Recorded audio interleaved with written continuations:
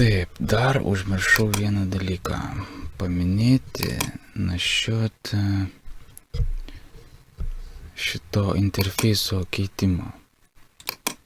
Ok, tai vat, dabar kai radau šitame,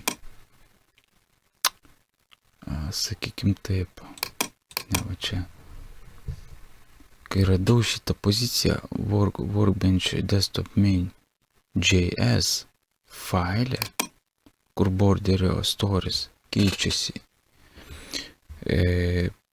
po kiek laiko pagalvojau paieškoti principe pačiame, sakykim taip,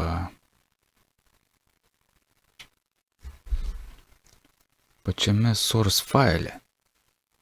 Tai yra pačiame source šitam VS Code.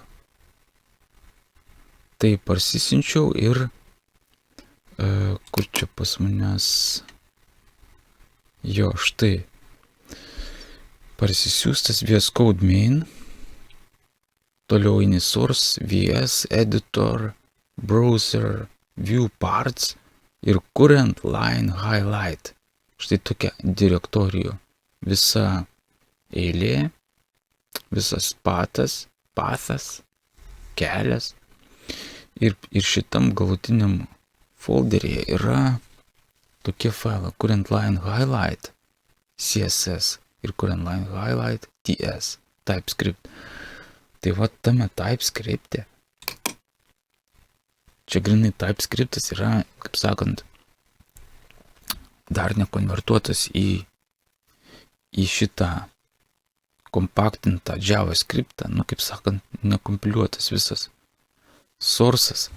Ir čia akivaizdžiai radau lygiai tą pačią visą konstrukciją šito kodo, kur irgi taipogi nurodyta. Štai visas failas TS TypeScriptinis.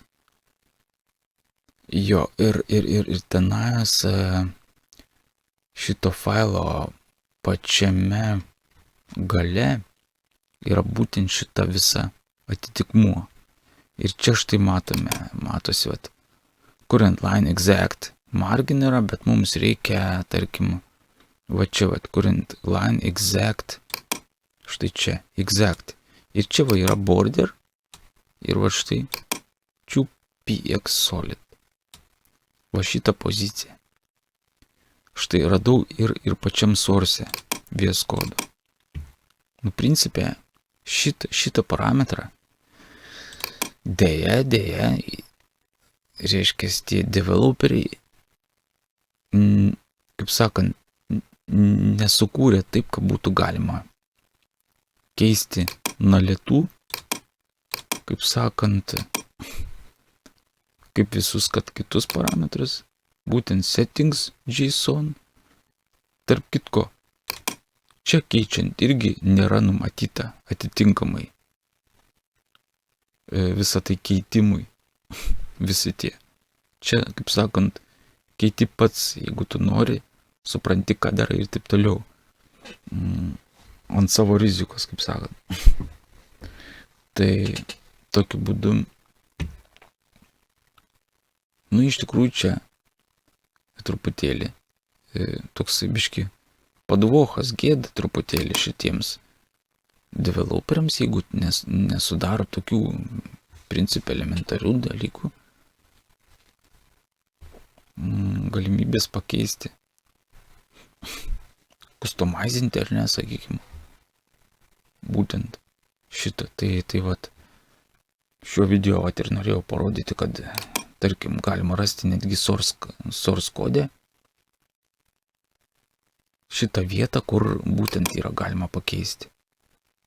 Principė, iškilus kažkokiems kitiems klausimams, taipogi galima naudotis source kodą ir ten irgi pasikapstyti šiek tiek.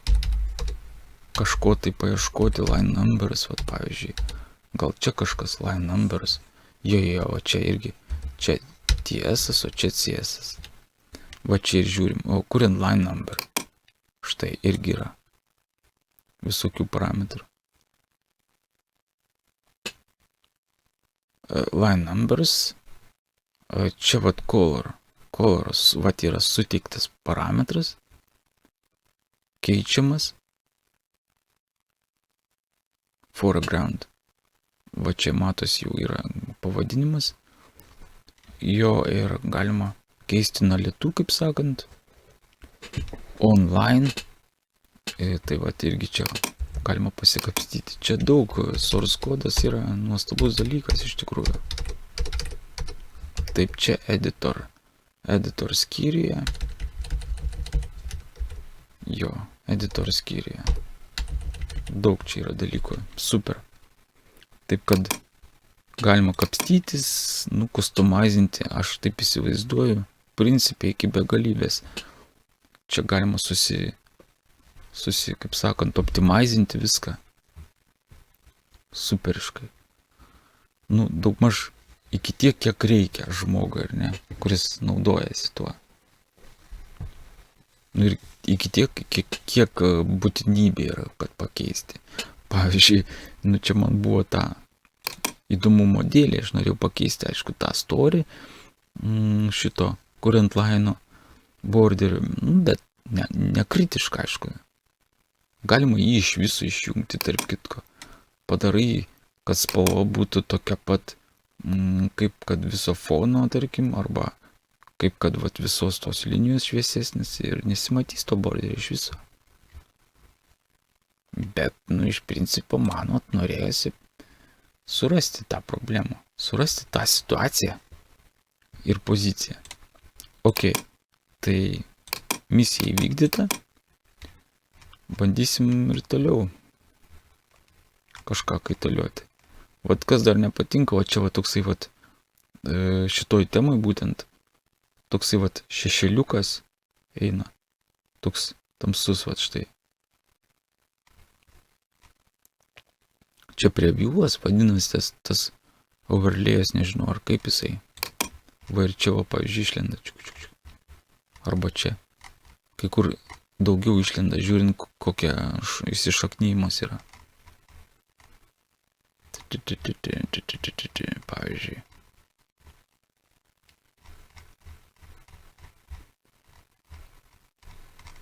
Tai vienur daugiau ar mažiau, bet vienu žodžiu, tas juodas toks shadow'as toksai, gal nelabai į temą. Reikia žiūrėti. Taip, tokie dalykai. Tai ačiū už dėmesį kol kas tam kartui tiek.